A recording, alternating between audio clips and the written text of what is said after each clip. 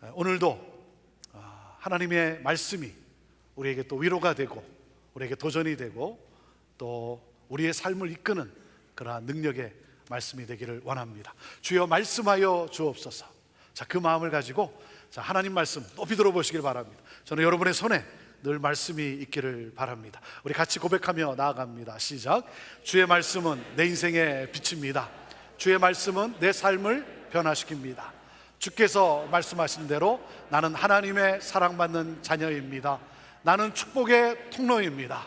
오늘도 주의 말씀에 마음의 문을 엽니다. 말씀하여 주옵소서. 듣고 깨닫고 말씀대로 살겠습니다. 아멘. 아멘.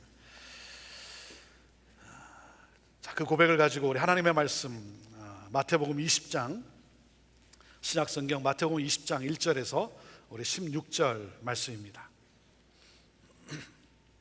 마태복음 20장 1절부터 16절 말씀 우리 함께 같이 읽음으로써 하나님 말씀 받습니다. 같이 읽습니다. 시작. 천국은 마치 품꾼을 얻어 포도원에 들여보내려고 이른 아침에 나간 집주인과 같으니 그가 하루 한 데나리온씩 품꾼들과 약속하여 포도원에 들여보내고 또 제3시에 나가보니 장터에 놀고 서 있는 사람들이 또 있는지라. 그들에게 이르되 너희도 포도원에 들어가라. 내가 너희에게 상당하게 주리라 하니 그들이 가고 제6시와 제9시에 또 나가 그와 같이 하고 제11시에도 나가보니 서 있는 사람들이 또 있는지라. 이르되 너희는 어찌하여 종일토록 놀고 여기 서 있느냐. 이르되 우리를 품꾼으로 쓰는 이가 없음이니이다. 이르되 너희도 포도원에 들어가라 하니라. 저물매 포도원 주인이 청지기에게 이르되 품꾼들을 불러 나중 온 자부터 시작하여 먼저 온 자까지 삭슬 주라 하니 제11시에 온 자들이 와서 한 데나리온씩을 받거늘 먼저 온 자들이 와서 더 받을 줄 알았더니 그들도 한 데나리온씩 받은지라. 받은 후 집주인을 원망하여 이르되 나중 온 이 사람들은 1시간밖에 일하지 아니하였거늘 그들을 종일 수고하며 더위를 견딘 우리와 같게 하였나이다. 주인이 그 중에 한 사람에게 대답하여 이르되 친구여 내가 내게 잘못한 것이 없노라. 내가 나와 한 데나리온의 약속을 하지 아니하였느냐. 내 것이나 가지고 가라.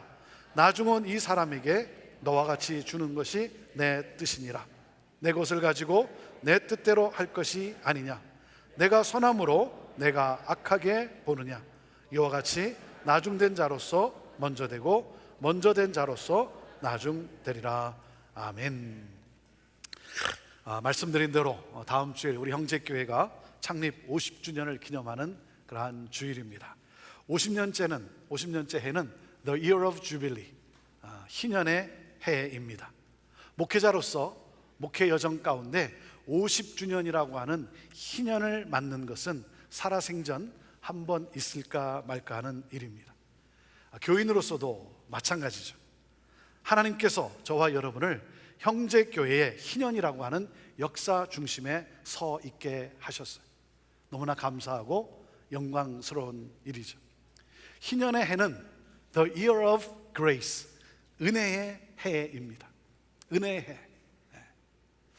하나님의 은혜에 감사하며 그 은혜를 흘러보내는 그러한 해예요. 그래서 제가 지난주에 하나님의 이 은혜를 생각하는데 오늘 본문 말씀을 우리 성도들과 나누는 것이 좋겠다라고 하는 생각과 함께 마음에 감동이 오는 거예요. 오늘 말씀은 제가 타 교회를 방문할 때나 방문해서 말씀을 전할 때나 아니면 부흥회를 인도할 때 주로 전하는 그 메시지가 있는데 그 메시지 중에 하나예요. 그 메시지 중에 하나입니다. 또 그런가 하면 이 메시지는 여러분과 4년 전 주일에 여러분과 함께 나누었던 말씀이기도 합니다. 오늘 이 말씀을 제가 여러분과 다시 한번 또 나누면서 저의 간절한 기도는 우리 형제교회가 더욱 은혜 위에 서는 교회가 되기를 바라는 거예요. 그럼으로써 이 하나님의 은혜를 정말 힘껏 흘려보내는 그러한 우리 교회가 되기를 간절히 원합니다. 사랑하는 여러분, 우리 형제교회가 오늘 여기까지 올 수 있었던 것은 오직 하나님의 은혜입니다. 믿습니까? 하나님의 은혜. 하나님의 은혜 외에 다른 무엇으로 설명할 수 있겠습니까? 지난 50년을 신실하게 함께하여 주신 하나님의 은혜가 앞으로도 우리와 함께 하실 것을 믿습니다. 예수님께서 사역을 시작하실 때 처음 선포하신 메시지가 무엇인지 아십니까? 마가복음 1장 15절에 우리 예수님이 처음 선포하신 메시지 같이 읽어보시죠. 시작. 때가 찼고 하나님의 나라가 가까이 왔으니 회개하고 복음을 믿으라. 하나님 나라예요. 하나님 나라. 사도행전 1장을 보면 부활하신 예수님께서 하늘로 승천하시기 전까지 40일 동안 세상에 계시면서 제자들에게 마지막 순간까지 가르치신 내용이 무엇인지 아십니까? 하나님 나라예요.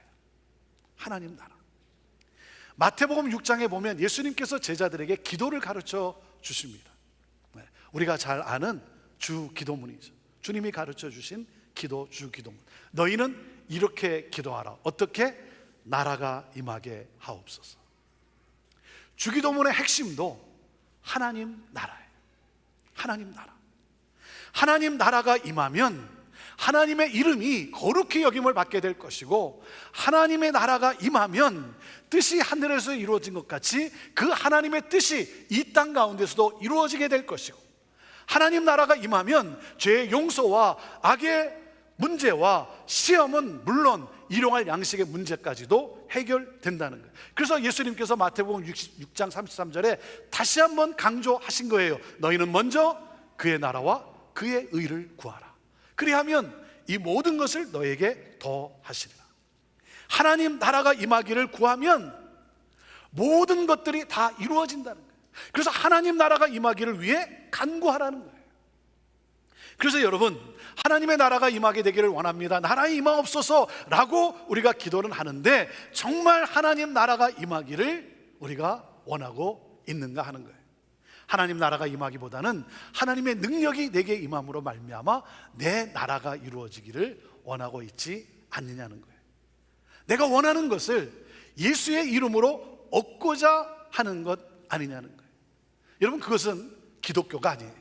그것은 우상숭배예요. 샤머니즘이에요. 무당 종교예요. 여러분, 무당 종교가 무엇입니까? 신의 뜻에는 관심이 없어요. 신의 뜻에는 관심이 없고 신이 나의 소원을 성취해 줘야 된다는 거예요. 내가 이렇게 열심히 비니, 내가 새벽에 일어나서 물을 떠놓고 내가 이렇게 정성을 들여 내가 비니 신이 내가 원하는 것을 이루어 줘야 한다는 거예요. 신을 나의 소원 성취를 위해 수단과 방법으로 사용하는 것이죠. 그래서 내 뜻이 이루어져야 돼. 내 나라가 이루어져야 돼. 그러므로 내가 인정받고 내가 자랑되어져야 되는 거예요. 여러분, 하나님 나라가 임하기를 원한다는 것은 내 나라가 부서지게 해달라는 기도예요. 내가 추구하는 세상 가치, 세상이 원하는, 세상이 사랑하는, 그래서 나도 그 세상을 따라 나도 세상 것을 추구하며 살아왔는데 이 세상의 가치가 부서지고 뭡니까? 하나님 나라의 가치로 살아가는 삶을 바라는 거예요. 그러므로 무엇입니까? 장차 임할 하나님 나라, 그 천국을 내가 소망하며 오늘 하나님 나라의 삶을 살아감으로, 하나님의 통치를 따라, 하나님의 가치를 따라 내가 오늘 살아감으로 내 삶을 통해 하나님 나라 천국이 보여지고 그 하나님 나라가 우리 가정 가운데, 공동체 가운데, 이 커뮤니티 가운데 이루어지는 삶을 살아가는 거예요. 여러분, 오늘날 우리 그리스도인들이 이 세상에 영향력을 끼치지 못하는 이유가 뭐겠습니까? 우리가 열심히 성경 공부하면서도, 우리가 열심히 기도하면서도, 우리가 열심히 제자 훈련하면서도 우리가 이 세상 가운데 영향력을 끼치지 못하는 이유는 여전히 하나님 나라가 아니라 내 나라를 추구하고 있기 때문 아니냐는 거예요. 여러분, 하나님 나라가 임한 사람은 어떻게 살아갑니까? 하나님 나라, 천국을 소유한 사람은 아무 자격 없는 나를 구원해 주신 그 하나님의 은혜에 감사하며 그 은혜를 흘려보내는 삶을 살아갑니다. 여러분, 내가 누구였습니까? 나는 무가치한 존재 아니었습니까? 아무것도 내세울 것이 없는 그러한 죄인, 그러한 죄인인 나를 위해 예수 그리스도께서 찾아오셨어요. 나를 죄에서 구원하시기 위하여, 나에게 하나님의 나라 백성 되게 하기 위하여 나를 찾아오셨어요. 그리고 내 죄를 대신해서 십자가에 달리시고 하나님으로부터 받을 모든, 내가 받아야 될 모든 진노를 내 대신 다 받으셨어요. 그리고 십자가에서 죽으시고 부활하심으로 말미암아 나를 구원해 주셨어요. 하나님 나라 백성 되게 하셨어요. 아무 자격 없는 나에게 이 놀라운 은혜가 임하게 된 거예요. 사랑하는 여러분, 하나님이 나를 찾아오셔서, 죄인이 나를 찾아오셔서 나를 죄에서 건져내 주시고 나로 하여금 새로운 삶을 살게 하시고 이 세상 가운데서 하나님의 평강과 은혜와 기쁨을 누리게 하시고, 그리고 장차 임할 하나님의 나라, 그 하나님 나라 백성 되게 하신 영원한 하나님 나라를 상속받는 그러한 하나님의 자녀 되게 하신 이 놀라운 은혜, 여러분 놀랍지 않습니까? 놀랍지 않습니까? 내가 무엇이 같아? 내가 무엇이 같아? 그래서 시편 8편을 보면 다윗이 하나님께 이런 질문을 합니다. 하나님, 사람이 무엇입니까? 하나님, 사람이 도대체 무엇입니까? 사람이 무엇이 같아? 하나님이 지으신 하늘과 달과 별, 우주의 그 광대함을 보면서, 우주의 그 놀라운 이 광대함을 보면서 사람과 비교해 볼 때, 사람과 비교해 볼 때 거기에 비하면 사람이 도대체 뭐냐 이거예요. Nothing, 아무것도 아닌 존재, 아무것도 아니라는 거죠. 그런데 하나님, 사람이 무엇이기에 주께서 저를 생각하시고, 사람이 도대체 무엇이길래 주께서 저를 찾아와 주십니까? 하나님의 은혜가 너무나 놀라운 거예요. 너무나 놀라운 거예요.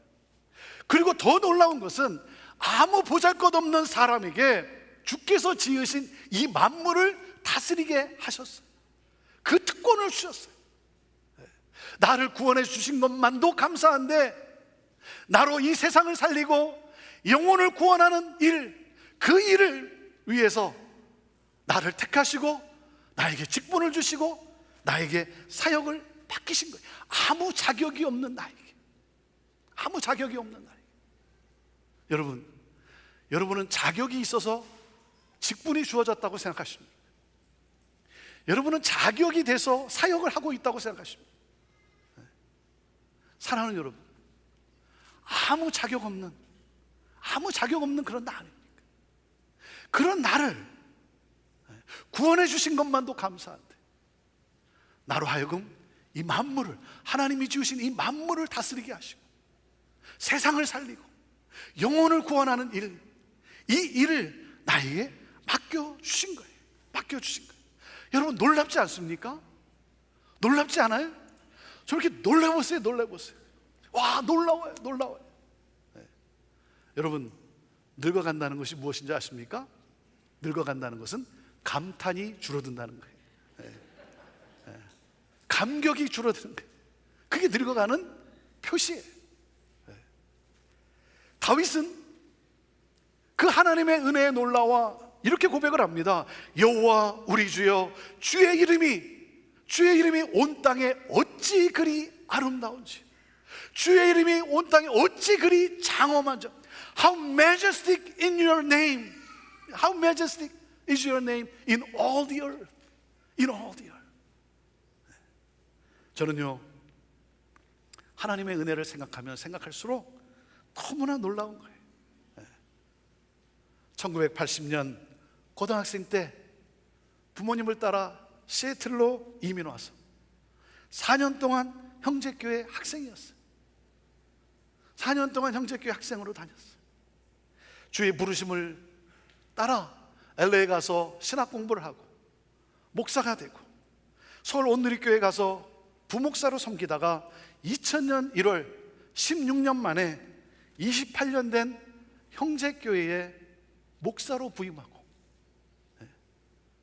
4년 동안 학생으로 다녔던 형제교회, 제가 형제교회 목사로 올 것을 제가 생각이나 했겠습니까? 16년 뒤에 목사로 부임하고 올해 22년 차를 섬기고 있어요. 저는요, 제 느낌으로는 한 10년 섬긴 것 같아요. 한 10년 섬긴 것 같아요. 근데 22년 차예요. 너무나 감사한 거예요. 한 10년 섬긴 것 같은데 하나님의 은혜가 얼마나 감사한지 말이죠. 사랑하는 여러분, 기독교의 유일한 특징이 무엇인 줄 아십니까? 기독교의 유일한 특징은 은혜라고 하는 단어예요. 은혜라고 하는 단어. 그래서 이 은혜를 아는 사람은 이렇게 고백을 합니다. 나 된 것은 다 하나님의 은혜라. 한량없는 은혜, 갚을 길이 없는 은혜, 내 삶을 애워싸는 하나님의 은혜. 그래서 그 은혜가 너무나 감사해서 은혜에 반응하며 은혜를 흘려보내는 삶을 살았어요. 그런데 어느 순간부터 은혜가 사라지고 자신의 행위와 자신의 의와 자신의 공로를 주장하기 시작해요. 공로를 주장하다 보니 우월감에 사로잡힐 수밖에 없죠. 우월감에 사로잡혀서 상대방을 판단하고 차별하고 정죄하고 갑질하고. 여러분, 사탄이 교회 공동체를 무너뜨리기 위해 사용하는 가장 큰 전략이 무엇인지 아십니까? 그것은 교회 안에 은혜를 희석시키는 거예요. 은혜가 희석되면 교회는 인간의 행위, 인간의 의로 움직여지게 됩니다. 하나님이 우리를 위해, 나를 위해 무엇을 행하셨는가는 더 이상 중요하지 않고 내가 무엇을 행하였는가만을 중요하게 여기기 시작합니다. 그러니 교회 공동체 안에 인간 냄새가 진동하게 되고 교회는 결국 분쟁과 분열에 휩싸이게 되고 무너지고 마는 것이죠. 사랑하는 여러분, 교회 공동체의 본질은 바로 은혜예요. 은혜예요. 기독교의 본질은 바로 은혜예요. 여러분, 이 은혜가 잊혀졌던 이 은혜가 다시 회복이 되어지고 여러분, 이 은혜로 다시 충만해지는 것. 오늘 이 마태복음 20장에 나오는 이 포도원 품꾼의 비유는요, 마태복음 19장에 베드로의 질문 때문에 주어지게 된 거예요. 베드로가 예수님께 이렇게 질문을 합니다. 마태복음 19장 27절인데요 같이 읽어보시죠. 시작. 이에 베드로가 대답하여 이르되 보소서, 우리가 모든 것을 버리고 주를 따라 싸운데 그런즉 우리가 무엇을 얻으리이까? 베드로는 모든 것을 버리고 주를 따랐다고 하면서 그 대가로 무엇을 얻게 될 것인지를 예수님께 묻고 있는 거예요. 베드로는 자신이 주를 위하여 모든 것을 버렸다는 그 희생, 자신의 그 공로, 그 희생에 초점을 두고 있어요. 그래서 지금 희생의 대가를 요구하고 있는 거예요. 자신의 그 공로의 보상이 뭐냐 이거예요. 공로주의죠. 공로주의 사상이. 그래서 이 질문에 대한 답으로 20장에서 예수님이 포도원 품꾼의 비유를 말씀하신 거예요. 이 포도원 품꾼의 비유는 하나님의 은혜를 잊어버린 먼저 택함을 받은 일꾼에게 주는 경고의 메시지, 하나님께서 베푸신 은혜를 잊어버린 믿는 자에게 주는 그러한 메시지. 자, 1절이 어떻게 시작이 됩니까? 1절을 다시 한번 읽어보시죠. 시작. 천국은 마치 품꾼을 얻어 포도원에 들여보내려고 이른 아침에 나간 집주인과 같으니. 그래서 당시 유대 사회에서는 오전 6시에서 오후 6시까지를 일하는 시간으로 여겼습니다. 그러니까 이른 아침이란 오전 6시를 가리키는 거죠. 포도원 주인이 이른 아침 6시에 나가 장터에서 일을 찾는 사람들에게 한 데나리온을 약속하고 포도원에 들어가서 일을 하게 합니다. 한 데나리온은 당시 일꾼들의 하루 품삯이었어요. 주인이 나를 택해 주었어요. 내가 일찍 장터에 나가서 나에게 일을 줄 그러한 주인을 기다리고 있는데, 그런데 이 주인이 내가 기다리기도 전에 주인이 일찍 나와가지고 기다림이 없이 그 주인이 나를 택해 준 거예요. 내가 서성거리고 그리고 염려 속에 거할 수밖에 없는데 주인이 일찍 나와가지고 나를 택해 준 거예요. 그러니 여러분, 얼마나 감사합니까? 너무나 감사해서 열심히 일했어요. 일하는 것이 즐거웠어요. 기뻤어요. 행복했어요.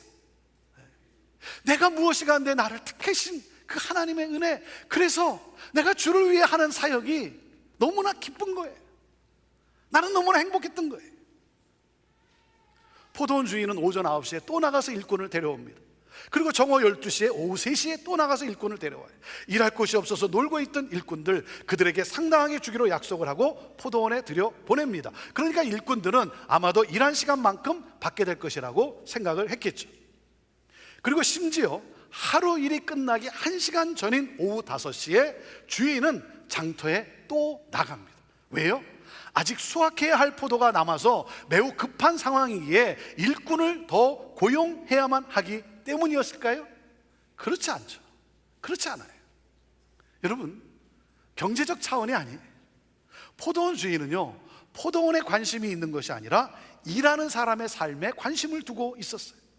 포도원을 운영하는 이유는 자신의 포도원을 통해 내가 얼마나 부자가 될 수 있는가에 목적을 두는 것이 아니라 일꾼들이 복을 얻는 데 목적이 있었던 거예요. 이것이 포도원 주인의 마음이에요.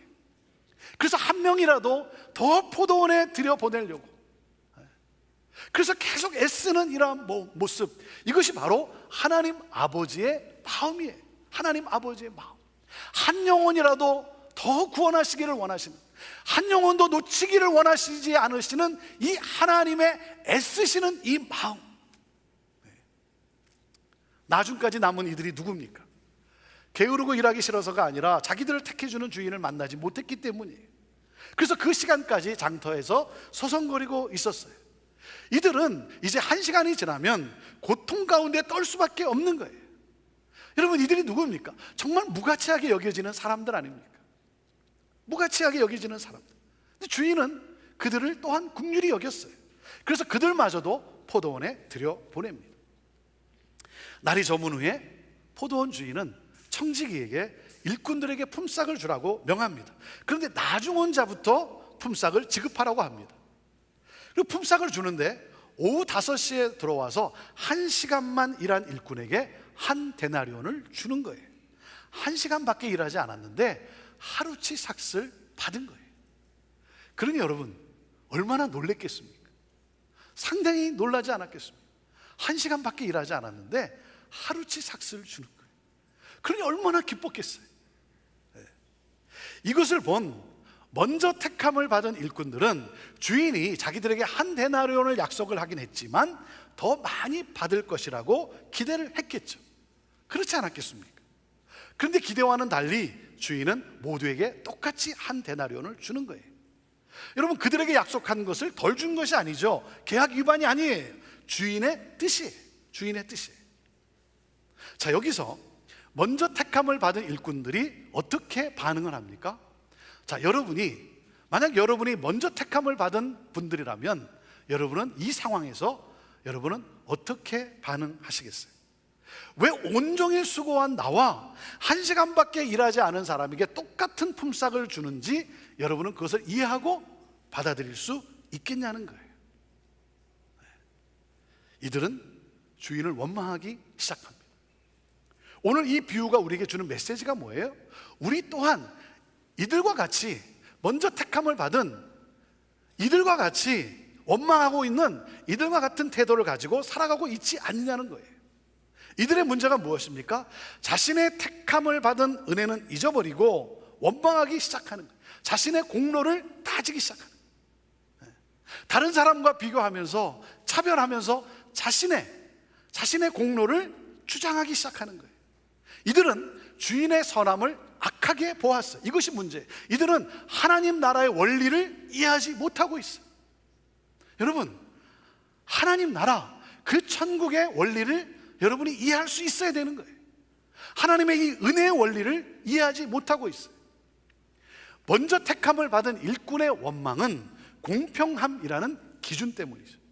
공평함이라는 기준 때문에 1시간만 일한 사람과 종일 12시간을 더위를 견디며 수고한 나에게 어떻게 똑같이 한 데나리온의 품삯을 주는지, 이거는 공평하지 않다는 거죠. 이 공평함은 세상이 중요하게 여기는 가치예요.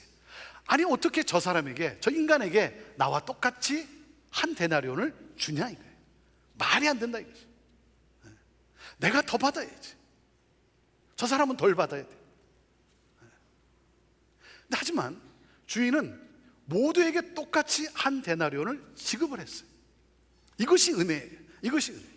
여러분, 한 데나리온은 한 가족이 하루 먹고 사는데 꼭 필요한 비용입니다. 여러분, 공평하게 1시간 일한 사람에게 1시간 일한 대가만을 주었다고 한다면 그 사람과 가족은 여전히 필요한 것을 채우지 못한 채 고통 속에 지내야만 하는 거예요.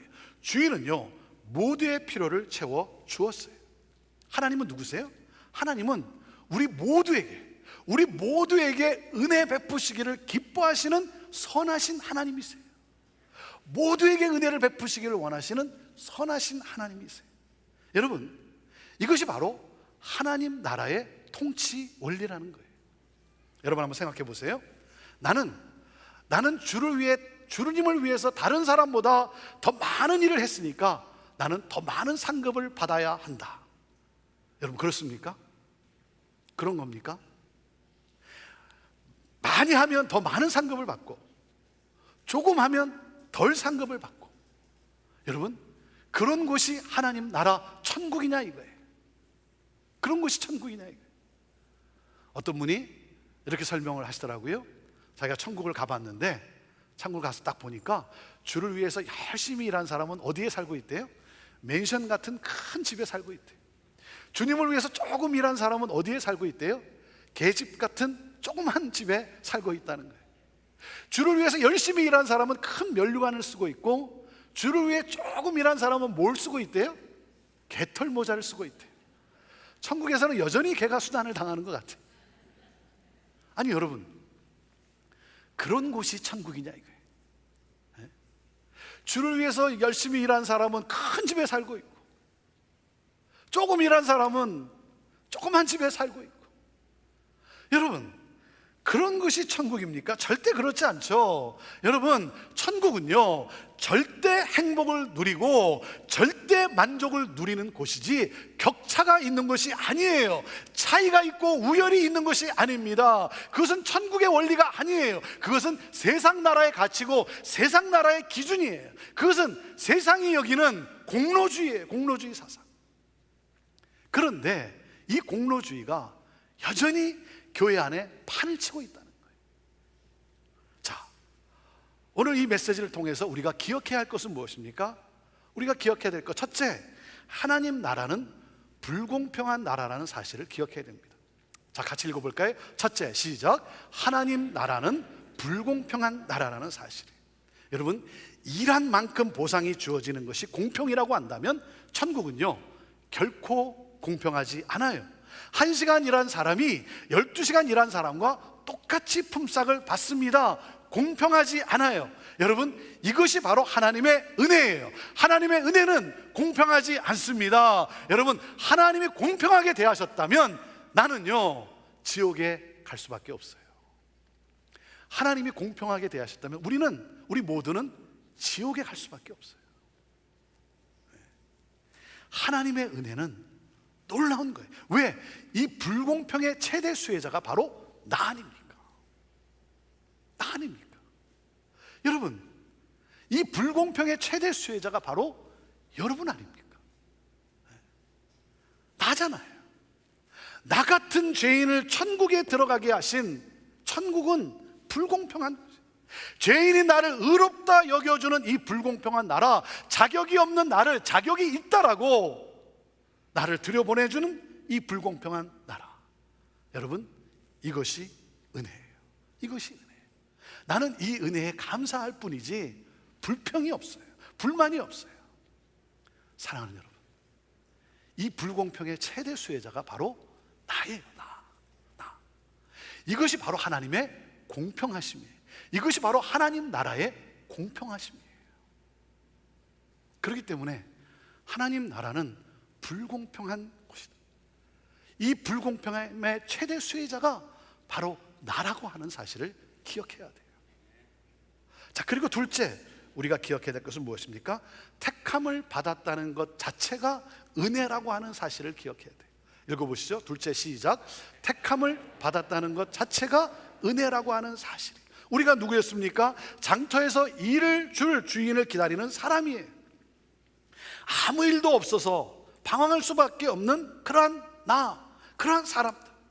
주인이 나를 택해 주지 않으면 나는 고통 속에 살아갈 수밖에 없어요. 그런데 주인이 나를 택해 주었어요.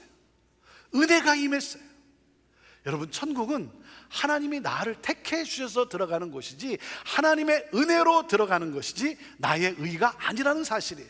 나의 공로가 아니라는 사실이에요. 하나님의 전적인 은혜예요. 여러분, 내가 예수님을 택한 것이 아닙니다. 예수님이 나를 찾아오신 거예요. 내 인생의 문제를 해결해 주기 위해서, 나에게 영원한 이 영생의 문제를 해결해 주기 위해서 여러분, 예수님이 나를 찾아오셨어요. 그리고 나를 택해 주셨어요. 그 주님을 만난 것이 은혜고 기적인 거예요. 기적인 거예요.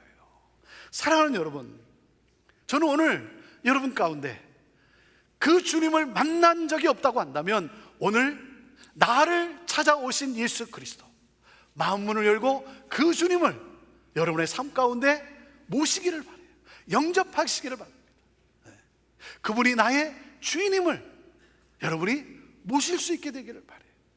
여러분에게 이 은혜, 나를 택해 주시고 나를 하나님의 자녀 되게 하신, 나를 찾아오신 예수 그리스도, 이 은혜가 여러분에게 있게 되기를 바라요. 그래서 주님을 만나 여러분의 인생의 문제가 해결되어지고, 그리고 나의 영혼의 문제가 해결되어진 여러분, 이 놀라운 회복, 이 은혜가 여러분에게 있게 되기를 주님의 이름으로 축원합니다.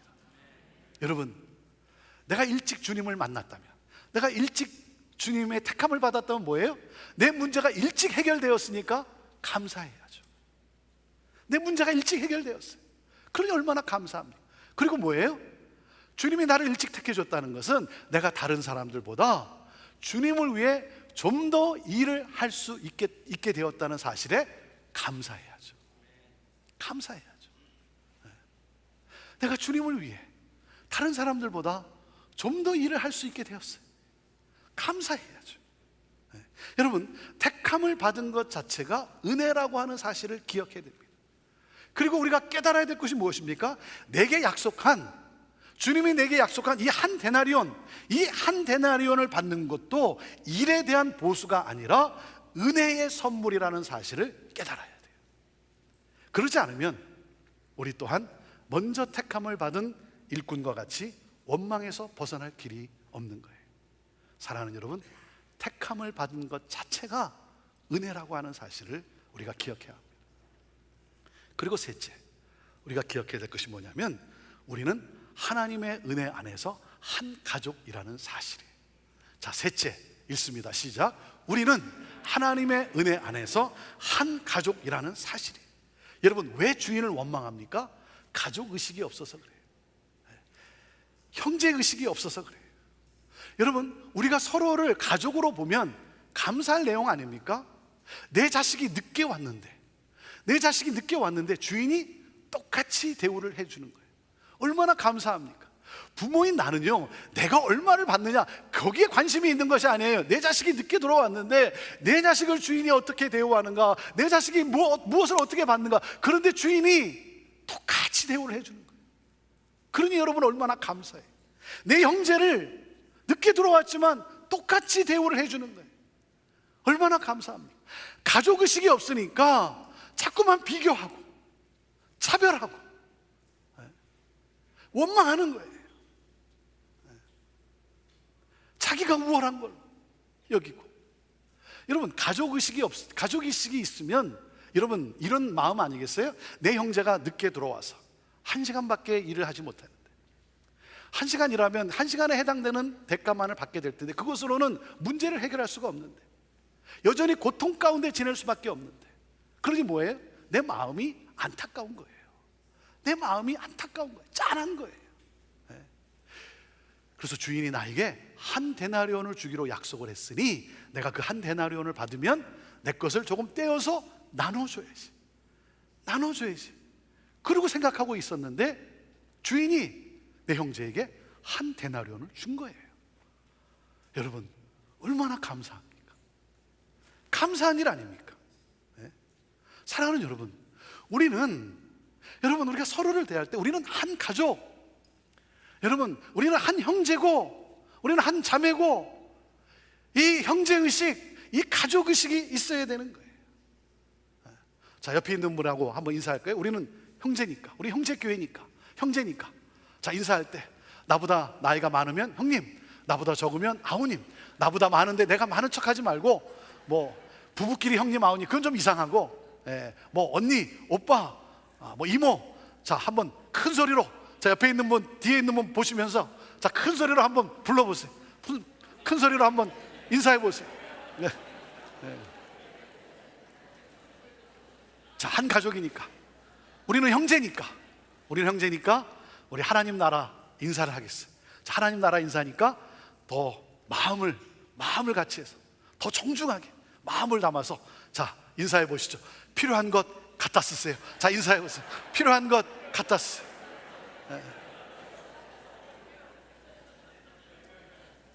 사랑하는 여러분, 우리는 한 가족이에요. 한 가족. 서로를 대할 때 여러분, 우리는 주 안에서 한 가족이라는 사실. 여러분은 누구십니까? 누구예요?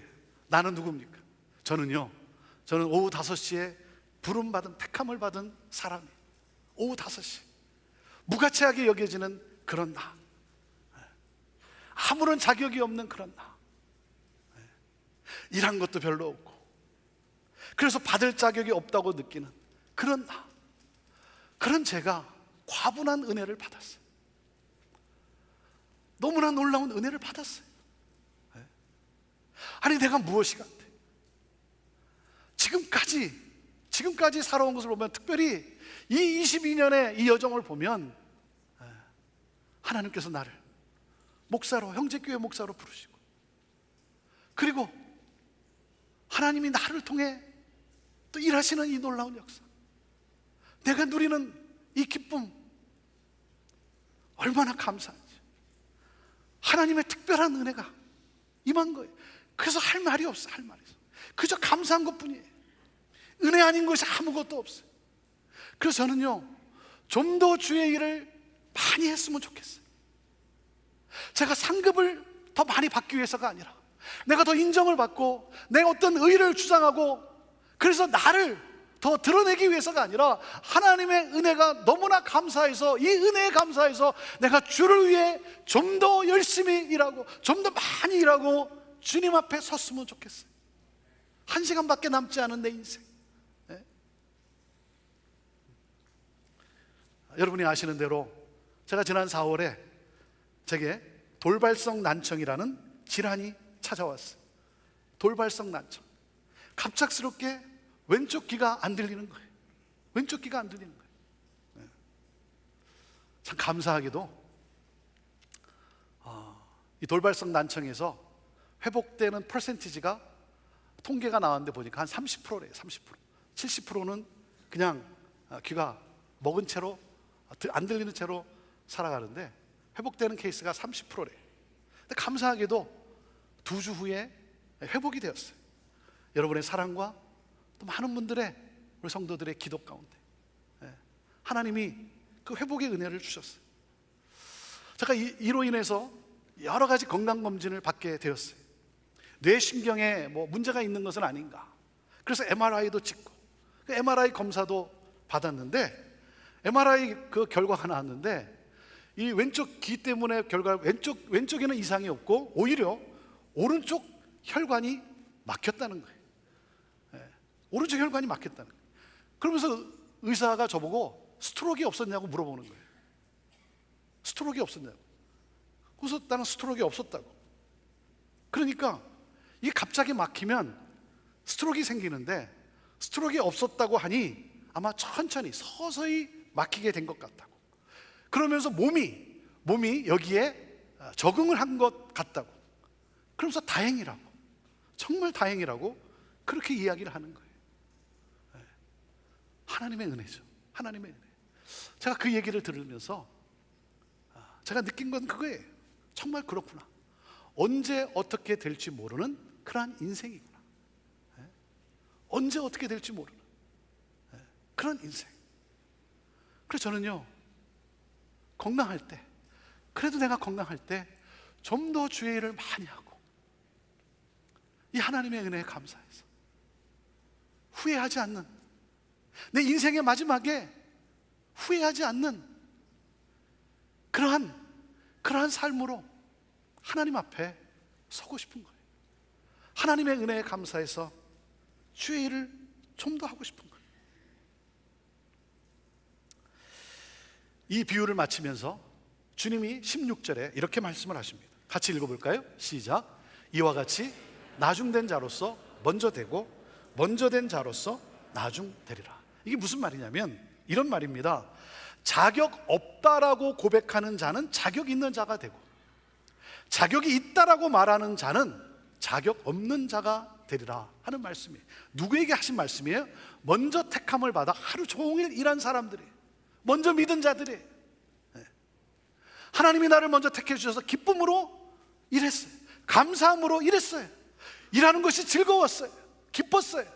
그런데 어느 순간부터 하나님의 은혜를 잊어버리고 자신의 공로를 주장하는 자들, 여러분, 그들이 결국 어떻게 합니까? 하나님의 은혜의 통치를 거부해요. 하나님 나라의 은혜의 통치를 거부해요. 결국 교회를 무너뜨려요. 사랑하는 여러분, 말씀을 들어야 할 사람은 누구라고요? 의인이라고 여기는 먼저 믿은 사람들. 진짜 양육이 필요한 사람은 먼저 택함을 받은 은혜를 잊어버린 자들이에요. 여러분, 신앙의 연수가 오래되면 오래될수록 이 위험에 빠질 수 있다는 거예요. 하나님의 은혜를 잊어버리면, 하나님의 은혜를 잊어버리면. 저는 그래서 50주년을 맞이하는 우리 형제교회가 정말 다시 한번 이 하나님의 은혜를 잊지 않고 이 하나님의 은혜에 감사하며 감격하는 그러한 고백이 우리 안에서 주님께 드려지게 되기를 바라요.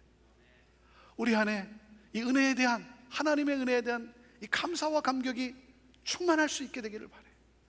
사랑하는 여러분, 모든 것이 하나님의 은혜였음을 고백하는 사람은요, 자기의 공로를 주장하지 않아요. 내 공로가 아니잖아요. 내 공로가 아니잖아요. 감사할 뿐이에요. 그리고 뭐예요? 겸손합니다.